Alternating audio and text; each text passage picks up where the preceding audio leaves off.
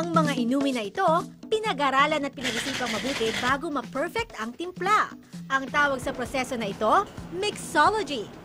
Mixologist is the one who focused dun sa paggawa talaga ng drinks. Mixologist, very technical siya pagdating sa drinks. And talagang very knowledgeable siya when it comes to history and kung paano siya ipapartner sa food. Nagsimula bilang bartender si Janver Bascano. Nagsiserve siya ng mga inumin at inaalyo mga customers sa pag-share ng mga bote. Pero para mas madagdagan ng kanyang kaalaman, nag-aral siya ng mixology. Kailangan mo ng patience and kasi madami kang titikman ng alcohol, no? So kailangan yung patience mo sa pag-create and pag-experiment, kailangan nandun.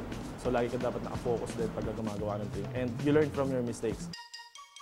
Dito sa isang restaurant bar sa Taguig, binuo nila ang 80 drinks na sarili nilang timpla. So we have 80 original drinks with Filipino flavors, specially created. Our mixologist has really created some that has a Pinoy flavor. May mango mojito, meron din kaming watermelon mojito, yung mga talagang panlasang Pinoy. Katakam-takam ang kanilang banana Nutella smoothie at brewed blackberry iced tea. Ang talento ng mga Pinoy mixologist umabot na rin sa Amerika. Base na ngayon sa Virginia si Jojo Valenzuela. Ilang beses na siyang nananalo sa iba't ibang bartending competition sa Washington, D.C. Pero hindi pa rin niya nakakalimutan ang bansang pinanggalingan. Sa kanyang pinakahuling kompetisyon, pinangalan niya ang binuo niyang drink sa ating pambansang bayani. Ito ang Rizal. Gawa sa gin, lime, guava mansi soda at may halong lemongrass at Thai chili.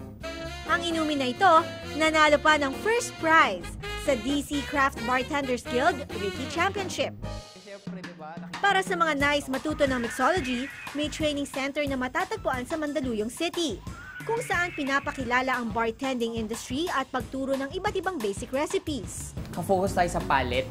Kasi being a mixologist is kailangan yung palate mo dito is more on yung talagang nalalasa mo every ingredients. 2 session ng Mixology 101 sa halagang 5,000 piso na may kasamang personal kit na shaker, bar spoon at jigger.